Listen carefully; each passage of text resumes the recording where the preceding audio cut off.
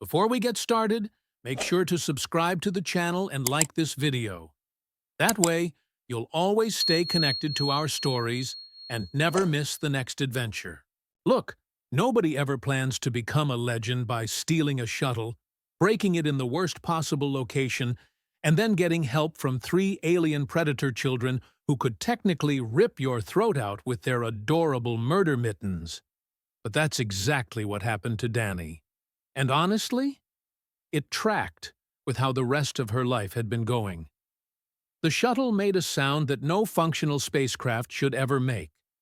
A grinding, wheezing death rattle that echoed through docking bay 12 like a dying accordion.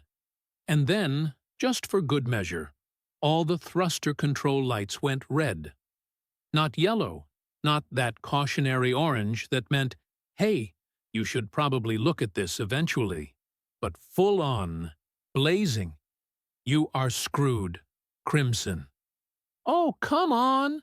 Danny slammed her palm against the control panel, which accomplished absolutely nothing except making her hand sting. You were fine 20 minutes ago. You were purring like a...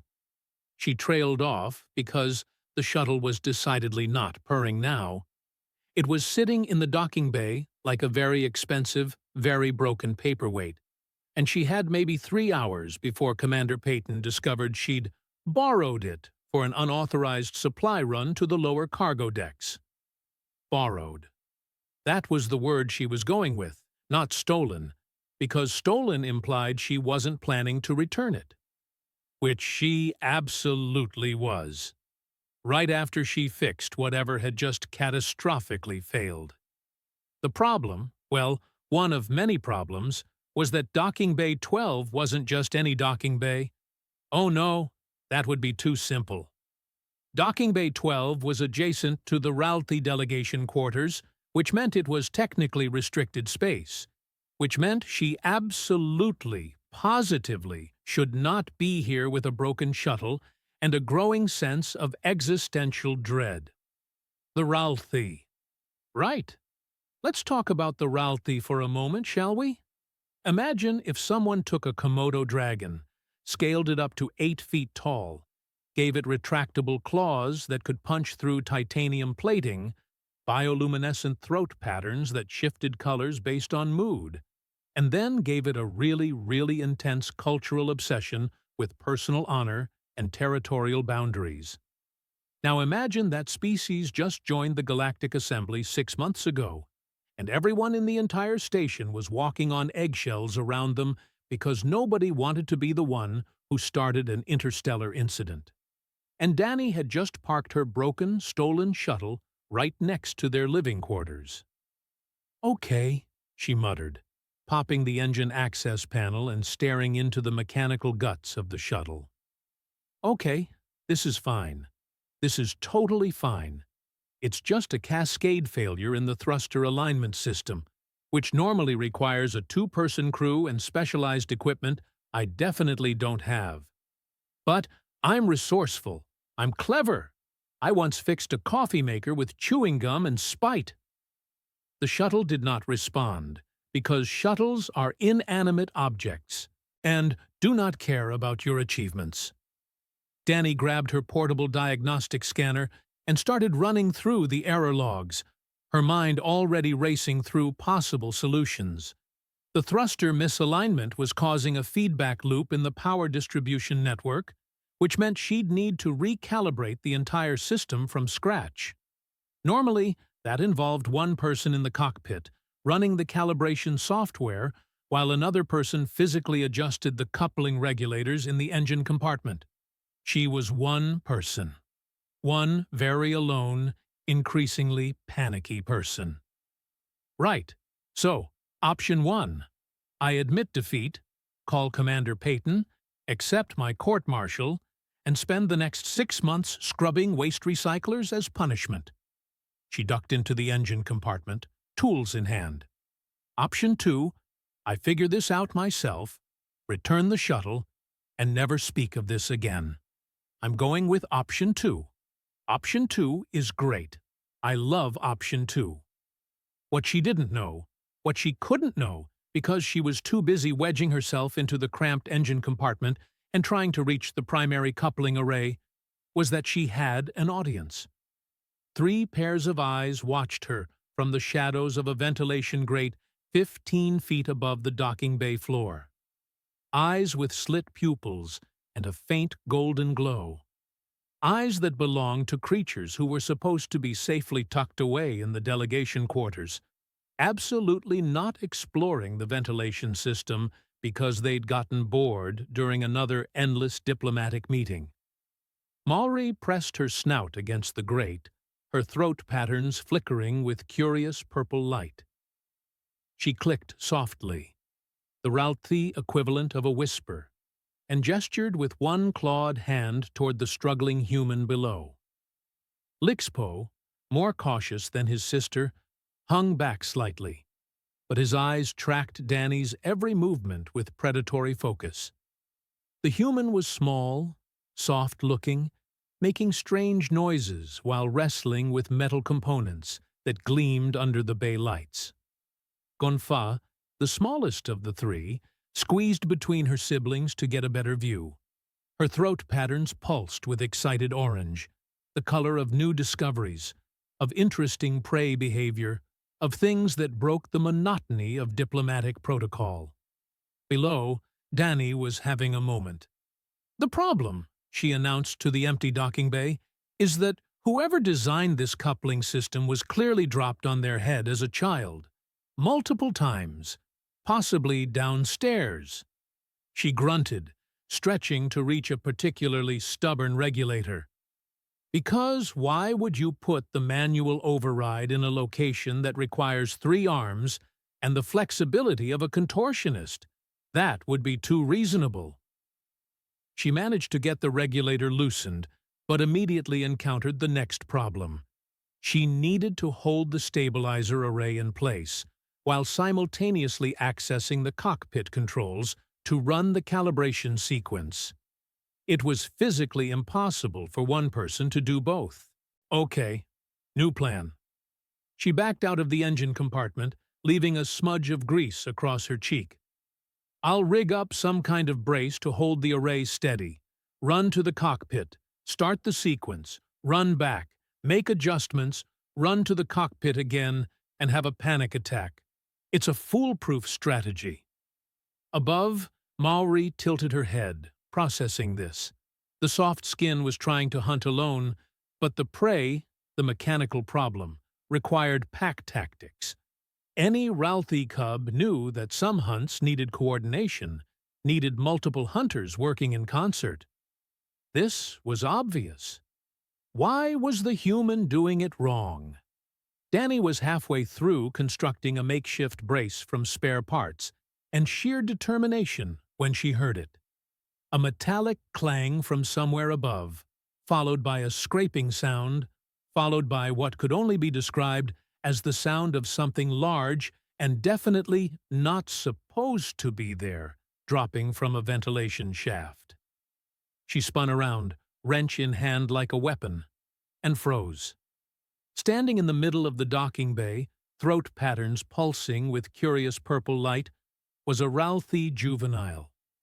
Roughly 4 feet tall, scaled in deep emerald green, with lighter patterns along the throat and forearms. Retractable claws partially extended in what Danny desperately hoped was investigation, rather than aggression. The cub tilted its head. Her head, Danny's brain supplied uselessly, noting the distinctive crest markings that indicated female, and made a sound somewhere between a chirp and a trill. Danny's grip on the wrench tightened. Her heart hammered against her ribs. Every diplomatic briefing she'd ever been forced to sit through suddenly scrolled through her mind in panicked succession. Do not make sudden movements around Ralthi. Do not show teeth, as this is a threat display.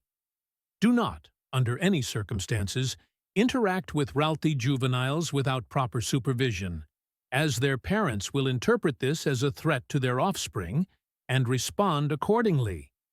The cub chirped again, taking a step closer. "Nice?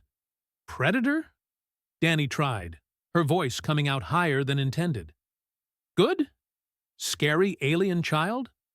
Please don't eat me. I'm mostly gristle and bad life choices. The cub's throat patterns shifted to bright, inquisitive teal. And then, because apparently the universe had decided Danny's day wasn't interesting enough, two more cubs dropped from the ventilation shaft with considerably less grace than the first.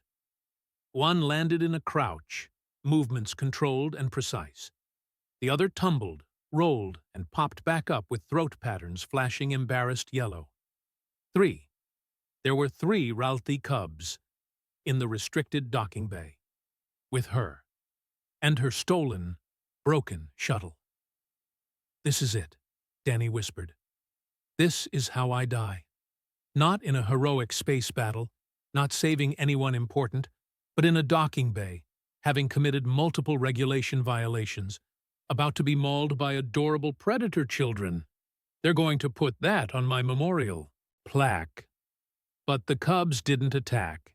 Instead, the first one, Maori, though Danny didn't know her name yet, walked right past Danny and peered into the open engine compartment.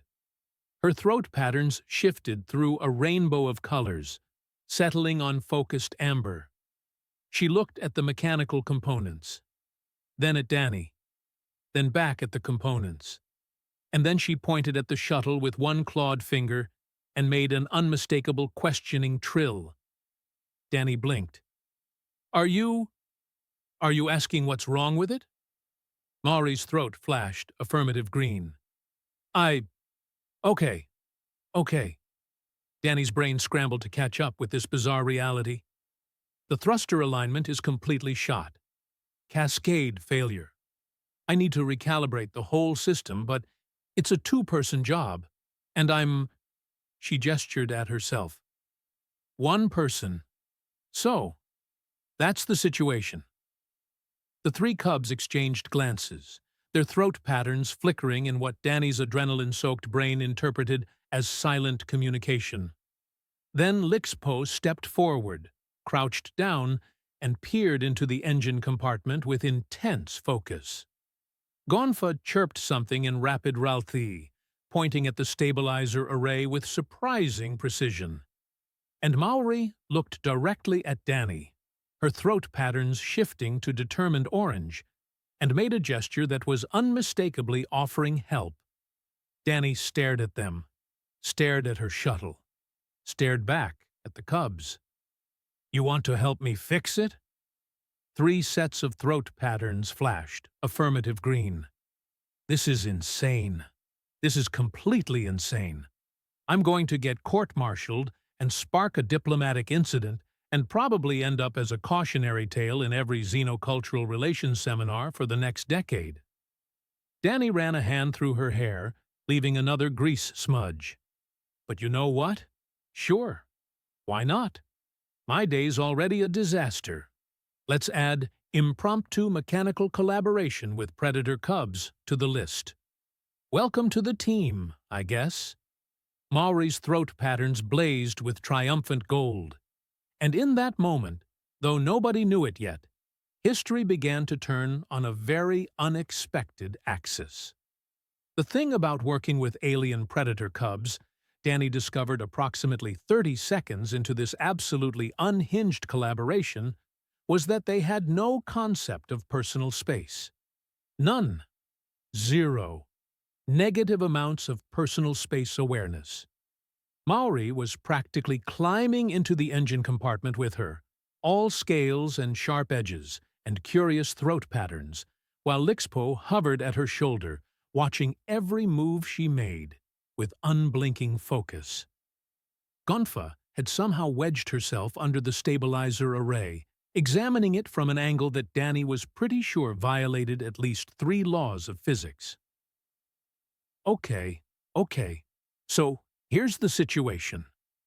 Danny pointed at the coupling array, trying to ignore how Mauri's breath, which smelled disturbingly like raw meat, was warming the back of her neck. These regulators need to be held at exactly this angle while I run the calibration sequence from the cockpit. The problem is, the moment I let go, They shift back out of alignment. It's like, um, she paused, searching for an analogy that might translate across species barriers. It's like trying to hold prey still while also striking from a different angle, Danny tried, making awkward hand gestures. You need multiple hunters? All three cubs' throat patterns flashed understanding blue simultaneously. Oh, oh, that actually worked. Right, exactly. Danny felt a bizarre surge of excitement. So, one of you would need to hold these, she tapped the regulators, while I run to the cockpit and initiate the calibration. But you'd need to keep them steady, no movement at all, for at least 90 seconds. Maury made a dismissive snort that Danny interpreted as, obviously, I am capable of holding still, tiny, soft skin. The cub reached out with one three-fingered hand, each finger tipped with a retractable claw that could absolutely shred Danny if the mood struck, and gripped the regulator array with surprising delicacy. Gentle, gentle, Danny coached, even as she marveled at the strength in those scaled fingers. You're not trying to kill it, just hold it. Lixapo chirped something that sounded suspiciously like a laugh.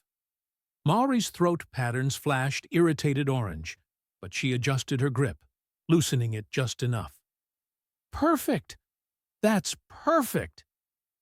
Danny scrambled out of the engine compartment. Don't move! I'll be right back. She sprinted to the cockpit, threw herself into the pilot's seat, and pulled up the calibration interface. Her fingers flew across the controls, initiating the diagnostic sequence. The shuttle hummed, power flowing through the systems in test patterns. 15 seconds. 30. 60. The readings started coming in, and Danny's excitement evaporated like water in vacuum. Oh, you have got to be kidding me. She ran back to the engine compartment, where Maury was still dutifully holding the regulators, her throat patterns cycling through bored purples and greens. The other two cubs perked up at Danny's return. It's not a malfunction, Danny said flatly. Someone sabotaged the thruster couplings. Look. She pointed at the connection points, where the metal showed clear signs of deliberate scoring. Those grooves aren't from wear and tear. Someone took a plasma cutter to these, just enough to cause a cascade failure once the system heated up. The three cubs crowded around, examining the damage. Their throat patterns shifted through a spectrum of colors Danny had never seen before. Deep reds and blacks that made the scales on her arms stand up. Gonfa hissed, a sound that bypassed Danny's conscious mind, and went straight to the prey animal part of her brain that screamed, "Predator! Run!" Yeah, I'm angry too, Danny managed, forcing her voice steady. Someone wanted this shuttle grounded. Question is why? She ran a hand through her hair, thinking. But that's a problem for later. Right now, we need to fix this, which means standard protocols aren't going to cut it. We need to completely redesign the thruster synchronization. Lixpo made a questioning trill, pointing at the damaged couplings with precision. Can we work around them? Maybe. Danny pulled up a schematic on her datapad, spreading it out where all three cubs could see. The standard configuration runs power through these primary channels, but if those are compromised, we'd need to reroute through the secondary and tertiary systems simultaneously. Create redundancy. She started sketching out a new design, thinking out loud. Instead of linear flow, we make it web-based. Each thruster backs up the others. Power distributes across multiple pathways. If one fails, the others compensate automatically. Maury leaned over the datapad, her golden eyes tracking the schematic with predatory intensity. She chirped something and tapped one claw on a section of the design. What? No, that pathway is too narrow for the kind of power load we're talking about. Danny stopped, looked closer. Wait, Unless we split the load across 3 intervals instead of 2, then the narrow pathway becomes an advantage because it regulates flow naturally without needing additional dampeners. She stared at the cub. That's actually brilliant. How did you— Gonfa squeaked something, gesturing excitedly at the schematic, and then making a complicated motion with her hands that looked like weaving or braiding. Web hunting patterns, Danny breathed, understanding clicking into place. You're thinking about it like setting up a web to catch prey. Multiple anchor points, redundant strands, so if one breaks, the whole structure holds. 3 sets of throat patterns flashed affirmative green. Okay, okay. Danny's exhaustion was being rapidly replaced by the manic energy that came from solving a puzzle she'd thought was impossible. Let's do this, but I'm going to need your help, because there's no way I can rewire this entire system alone in the time we have. What followed was possibly the most chaotic, brilliant, utterly unprecedented repair job in the history of interstellar mechanics. Danny would call out what she needed. Hold this junction stable. Apply pressure here. Can someone reach that conduit? And the Cubs would respond with a coordination that suggested they'd been working together their entire lives, which, she supposed, they had. Pack hunters, after all. Maori's strength was perfect for holding components in place, while Danny soldered connections. Lixpo's steady hands, once Danny taught him the right amount of pressure, made him ideal for the delicate work of threading new power cables through tight spaces. And Gonfa, small enough to squeeze into gaps that Danny couldn't even fit her arm into, became their access specialist. The Cubs learned terrifyingly fast. After the first few instructions, Danny barely had to explain any more. She'd point, make a gesture, and they'd understand. It was like they were reading her intent, the same way they'd read prey behavior during a hunt. "Pass me the quantum welder," Danny said, hand outstretched, and felt the tool slapped into her palm before she'd finished the sentence. "Thanks, Lixipo." The Cub's throat patterns pulsed pleased blue. An hour into the repair, Danny realized she was humming. Actually humming, while rewiring a sabotaged shuttle with 3 alien predator children in a restricted docking bay where she absolutely should not be. The absurdity was so complete, it had looped back around to feeling almost normal. "You know what the really funny part is?" she said conversationally, securing a power conduit. "I'm pretty sure this repair method we're inventing is completely against protocol. Like, magnificently against protocol. The engineering manual probably has an entire chapter about why you shouldn't do exactly what we're doing." Maori made a sound that Danny could only interpret as, "Who cares about rules?" "I like your attitude. Terrible for my career prospects, but I like it." They hit a snag when trying to route power through the tertiary distribution node. The configuration Danny had designed required simultaneous inputs from 3 different angles, and even with the Cubs' help, the timing kept falling out of sync. "It's like trying to pounce on prey from 3 directions at once," Danny muttered, frustration mounting. "The timing has to be perfect, or—" Gonfa chirped urgently, then launched into what sounded like rapid-fire Ralphie. Her siblings' throat patterns flickered through a rainbow of colors, some kind of communication happening that Danny couldn't follow. Then, without warning, all 3 Cubs positioned themselves around the distribution node. Maori at 12 o'clock, Lixpo at 4 o'clock, Gonfa at 8 o'clock. Maori made a low clicking sound. Once, twice, 3 times, building rhythm. On the 4th click, all 3 Cubs moved simultaneously, their hands connecting the power feeds with synchronized precision that would have made a dance troupe weep with envy.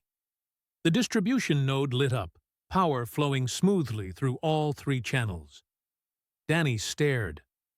How did you— That was— You just coordinated a three-point strike pattern on a mechanical system. Maury's throat patterns blazed with smug gold. Show-offs, Danny said, but she was grinning. Magnificent, terrifying show-offs. They worked in increasingly comfortable rhythm after that. At some point, Gonfa produced what looked like strips of dried meat from a pouch Danny hadn't noticed before. The cub offered one to Danny with throat patterns cycling through expectant colors. Danny looked at the meat, looked at the cub, thought about every xenocultural briefing that had warned about accepting food from Ralthi, as it carried significant social implications. Then she thought about how these three cubs had been helping her for over an hour, learning her bizarre repair methods, saving her from court-martial. She took the meat. Thank you, Gonfa. It was chewy, heavily spiced with something that made her sinuses clear instantly, and probably came from an animal she didn't want to think too hard about. It was also a gesture of trust that made her chest feel unexpectedly tight. I don't have much, Danny said, digging through her toolkit. But I've got— Oh, here. She produced a slightly squashed chocolate bar from the bottom of her bag. It's called chocolate. Human food. Fair trade? She broke it into 3 pieces, offering them to each cub.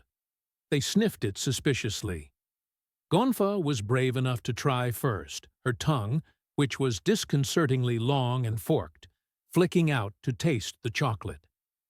Her throat patterns exploded into colors Danny had definitely never seen before, cycling so rapidly it was almost strobing. Good? Bad? Are you having an allergic reaction? Please don't be having an allergic reaction. Gonfa shoved the entire piece into her mouth, then made grabby hands for more. Okay, that's a good then. Danny laughed, the sound echoing through the docking bay. Sorry, that's all I have, but I'll bring more next time. Next time. As if this was going to be a regular thing. As if she hadn't just promised to smuggle chocolate to alien predator cubs. Her life was so wonderfully weird. They were installing the final power coupling when the station's comm system crackled to life. Attention all personnel. We have a missing shuttle from Bay 12. Repeat, shuttle missing from Bay 12. Commander Peyton has initiated a station-wide search. All bay supervisors report status immediately. The 3 cubs' throat patterns flashed alarmed yellow. Danny's stomach dropped. That's not good. Then, a different voice, deeper and resonating with harmonics, that suggested it was being translated from Ralthi. Attention. The Ralthi delegation is searching for 3 juveniles who have left their assigned quarters. They were last seen near the ventilation access points. Any sightings should be reported immediately to Ambassador Nalthi. Mauvri and her siblings exchanged glances, their throat patterns cycling through guilty oranges and worried purples. So, Danny said slowly, your parent is looking for you. My commander is looking for the shuttle. And we're all here in the place neither party wants us to be, with about 15 minutes before someone thinks to check the restricted docking bays. The shuttle, mercifully, chose that moment to complete its power-up sequence. All the diagnostic lights glowed steady green. The thruster systems hummed with healthy power flow. Against all odds, against every regulation and law of probability, they'd actually fixed it. Right, Danny said, her mind already racing ahead to the incoming disaster. New plan. We get this shuttle back to its proper bay. I turn myself in for the unauthorized borrowing. You 3 sneak back to your quarters through the vents, and we all pretend this never happened. Nobody needs to know about our little collaboration. Maori's throat patterns flashed negative red. What do you mean, no? This is the plan that doesn't end with interstellar incidents. But the cubs were already moving toward the bay doors, positioning themselves in front of the shuttle like a very small, very scaly honor guard.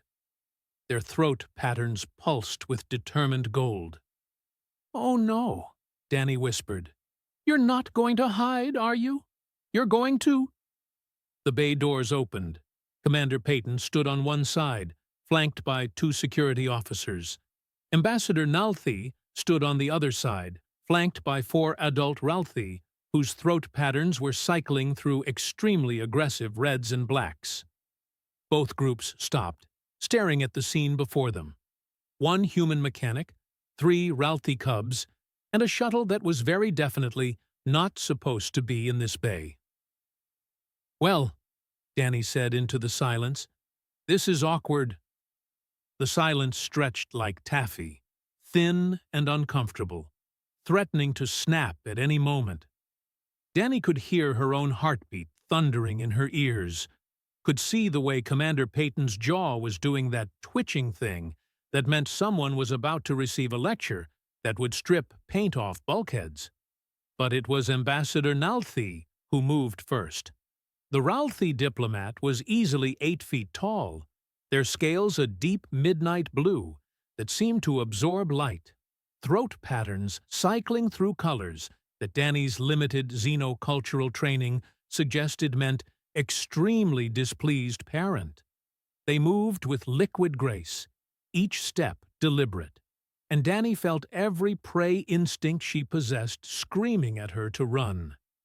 The three cubs, however, did not run. Instead, they moved closer together, forming a protective line between Danny and the approaching adults. Their small throat patterns pulsed defiant orange. Maori chirped something in rapid Ralthi, her tone unmistakably defensive. Ambassador Nalthi responded, their voice a deep rumble that the translation implant in Danny's ear rendered as, "You left your quarters. You entered restricted space. You interacted with an unknown alien without supervision. Explain."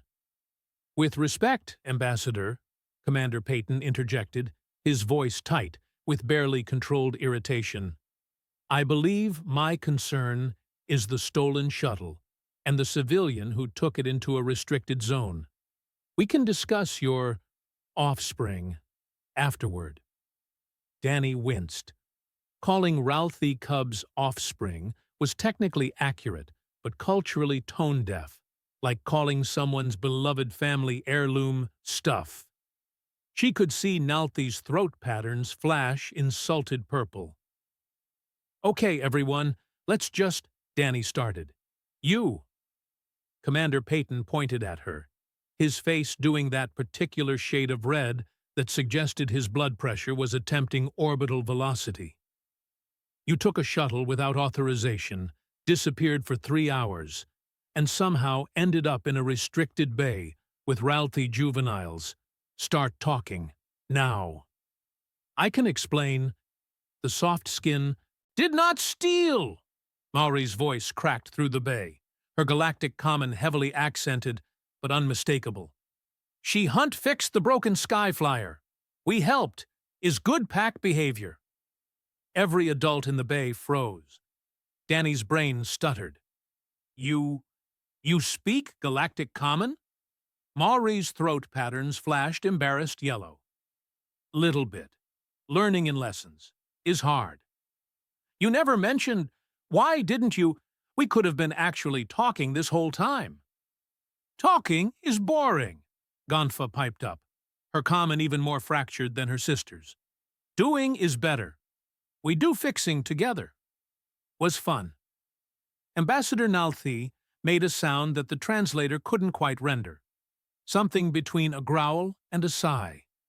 They switched to Galactic Common, their pronunciation flawless. "Maori, Lixpo, Gonfa, you will explain yourselves. Completely." The cubs exchanged glances, some silent communication passing between them. Then Maori stepped forward, her posture straightening in a way that reminded Danny uncomfortably of a cadet reporting to a superior officer. "We were in quarters, boring meetings, Adults talk, talk, talk. No doing. Maori's throat patterns pulsed frustrated orange. We explore vents. Is easy. We hear human making distress sounds in bay. We watch. The human was attempting a complex repair alone. Lixpo continued, his comment more careful, more precise. Pack behavior says you do not hunt alone when prey requires multiple hunters. Was obvious she needed help. So we helped, Gonfa chirped. Was good hunt. We caught the problem. Fixed the broken parts. Made new pattern. Better than old pattern. Commander Peyton looked like he was trying to process multiple system errors simultaneously. You helped repair the shuttle? The shuttle that shouldn't be here in the first place, one of the security officers muttered. Yes, thank you, I'm aware, Peyton snapped. He turned to Danny. Is this true? They helped you repair it? Danny felt like she was standing on a frozen lake, hearing ice crack beneath her feet. Yes, sir. The shuttle had a cascade failure in the thruster alignment system. Complete breakdown. I couldn't fix it alone. It's normally a two-person job. The Cubs. They saw I was struggling. They offered to help. And they were. She paused, choosing her words carefully. They were incredibly good at it, sir. Incredibly good at it, Peyton repeated flatly. Sir, they learned the repair protocols in minutes. They coordinated complex movements with precision I've only seen from trained engineering teams. They suggested design modifications that actually improved the system efficiency. Danny could hear herself talking faster, the words tumbling out. The web redundancy configuration we implemented, that was their idea. They understood the power flow patterns intuitively, probably because it's similar to their hunting strategies. Stop. Ambassador Nalthi's voice cut through Danny's rambling. The Ralthi diplomat moved closer to Abe, the shuttle, their golden eyes scanning the hull. You implemented new design, not standard repair protocol? Yes, Ambassador. The damage required non-standard solutions. Show me. It wasn't a request. Danny glanced at Commander Peyton, who looked like he wanted to object, but couldn't quite figure out how. She moved to the engine compartment, popping the access panel. The Cubs immediately flanked her, falling into the positions they'd occupied during the repair as naturally as breathing. Here, Danny pointed to the modifications. Standard protocol runs power through linear channels, primary to secondary backup. But the sabotage... Sabotage? Peyton's voice cracked slightly. Yes, sir. Someone deliberately scored the primary coupling arrays with what looks like a plasma cutter. Enough damage to cause failure under stress, but subtle enough to look like normal wear at first glance. Danny traced the damage with one finger. Standard repair wouldn't work. We had to reroute power through a distributed network. Instead of linear flow, we created a web pattern. Each thruster connects to multiple power sources. If one pathway fails, the others compensate automatically. No single point of failure. Ambassador Nalthi leaned in, studying the modifications with intense focus. Their throat patterns shifted through analytical blues and purples. This is elegant. Multi-point distribution, like pack hunting formation. Multiple approach vectors, redundant attack patterns. Exactly. Danny felt a surge of vindication. That's exactly the analogy we used. The Cubs understood it immediately because it is how we think, Nalthi finished. Their gaze shifted to the three Cubs, who stood at attention with throat patterns cycling through anxious colors. You applied hunting theory to mechanical systems? Maori's throat flashed cautious affirmative green. And you, Nalthi turned to Danny, you taught them your technical knowledge. You translated mechanical concepts into terms they could understand. Yes, Ambassador. They're incredibly intelligent. They learned so fast. Commander Peyton cleared his throat. This is all very fascinating, but we're dancing around the core issues. 1. Danny took a shuttle without authorization. 2. She entered restricted space. 3. She engaged with Ralti juveniles without proper supervision, which could be interpreted as a teaching exchange, Ambassador Nalthi interrupted. Their throat patterns pulsed with colors Danny had never seen before, complex and layered. In Ralthi culture, to teach hunting techniques to another clan's young is profound honor. It signifies trust, acceptance, pack bond. Peyton blinked. What? The human taught my cubs her hunting methods, her repair techniques. She shared knowledge. She worked beside them as pack equal, not as threat or superior. Nalthi's voice carried a weight that made the air feel heavy. This is not violation. This is gift. Danny felt her legs go slightly weak. I was just trying to fix the shuttle. They wanted to help. I wasn't trying to. Intention matters less than action, Nalthi said. You treated my cubs as capable, as intelligent, as worthy partners in complex tasks. You did not see them as monsters or dangers. You saw them as... What did you see them as? Danny thought about the past 3 hours, about Maori's determination, Lixapo's precision, Gonfa's clever spatial reasoning, about sharing food and working in harmony, and the way they'd celebrated when the shuttle finally hummed to life. I saw them as really excellent engineers, she said honestly, and as friends. All 3 cubs' throat patterns exploded into brilliant gold. Ambassador Nalthi stood silent for a long moment. Then they turned to Commander Peyton. I request formal meeting. 2 hours. We discuss this situation properly, with all facts available. Ambassador, I still need to address the unauthorized... 2 hours, Nalthi repeated, their voice gentle but immovable as a mountain. The human will not flee. She has proven herself. And my cubs... They looked at Maori, Lixpo, and Gunfa, their throat patterns softening to warm amber. My cubs have also proven themselves.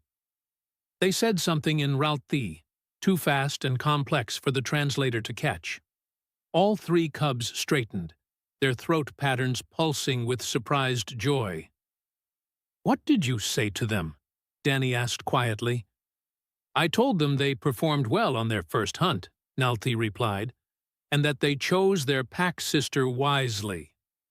Pack sister. The term hung in the air like a benediction. Commander Peyton looked like he'd been hit with a wrench. I need to call in a chief engineer. If this repair method is as revolutionary as you're suggesting, it needs to be properly documented and analyzed. Agreed, Nalthi said, and I will contact Ralthi technical advisors. If my cubs have helped create innovation, this should be recognized formally. The cubs were vibrating with barely contained excitement, their throat patterns cycling through victorious golds and greens. Danny just felt exhausted and confused and bizarrely hopeful. So, I'm not being court-martialed? She ventured. Oh, you're absolutely in trouble, Peyton said. But there was something in his expression that wasn't quite anger anymore. But it seems that trouble might have accidentally stumbled into something important. So we're going to figure out exactly what happened here, document everything, and then decide on appropriate consequences. The way he said consequences suggested they might not be entirely punitive. 2 hours, Ambassador Nalthi repeated. We reconvene, we discuss, we decide together. They paused, and someone will bring appropriate snacks. The cubs have informed me that human chocolate is exceptional, and I am curious. Despite everything, the stress, the fear, the absolute insanity of the past few hours, Danny laughed. I can arrange that, Ambassador. As the adults began filing out to prepare for the formal meeting, the three cubs crowded around Danny. Maori bumped her head against Danny's shoulder, throat patterns pulsing affectionate blue. Lixpo chirped softly. Gunfa wrapped one clawed hand gently around Danny's wrist. "Good hunt, Pack Sister," Maori said, her broken common somehow perfect in its sincerity. "Yeah," Danny managed, her throat tight. "Good hunt." She had a feeling the real hunt, the paperwork, the explanations, the bureaucratic nightmare, was just beginning. But for now, surrounded by three predator cubs who'd become her unlikely friends, she felt like maybe everything would turn out okay. The formal meeting took place in Conference Room 5, which was normally reserved for diplomatic negotiations and, apparently, for discussions about mechanics who accidentally created interspecies incidents while fixing stolen shuttles. Danny sat at the large oval table, while various officials filed in with datapads and stern expressions. Commander Peyton took a seat across from her. Ambassador Nalthi settled into a reinforced chair, their three cubs arranged beside them like very small, very attentive honor guards. Chief Engineer Tomas arrived, looking like someone had just told him the laws of physics were more like gentle suggestions. "I've examined the shuttle," he announced, dropping his datapad onto the table. "I've run every diagnostic we have. The modifications are theoretically impossible." He paused. Impossible as in they shouldn't work according to conventional engineering principles. Except they do work. Better than the original design. Thomas pulled up a holographic display. The web redundancy configuration reduces stress on individual components. Efficiency is up 18%. Response time improved 23%. You'd need to lose 3 separate systems simultaneously before experiencing critical malfunction. The original design would fail after losing 1. "You're saying this repair method is actually superior?" Commander Peyton asked. "I'm saying this repair method is revolutionary," Thomas corrected, "and it completely violates standard protocol. But I'm not an idiot. This is the kind of innovation that changes entire fleets." Ambassador Nalthi's throat patterns pulsed with satisfied gold. "The Cubs' contribution is acknowledged." "Acknowledged and honestly, kind of terrifying," Tomas said. "They learned complex engineering principles in hours. I have trained teams who couldn't execute this precisely." "So am I being court-martialed?" Danny ventured. Peyton sighed. "The unauthorized use of station property is still a violation. Under normal circumstances, you'd be facing suspension, possibly discharge. However, Ambassador Nalthi has made a formal request." Nalthi stood. "In Ralthi culture, teaching bonds are sacred. Danny has taught my cubs valuable skills. To punish her would be insult to this bond. Therefore, I request alternative resolution. Danny will document her repair method. She will teach it to station personnel, and she will continue mentorship with my cubs." "You want her to teach a class?"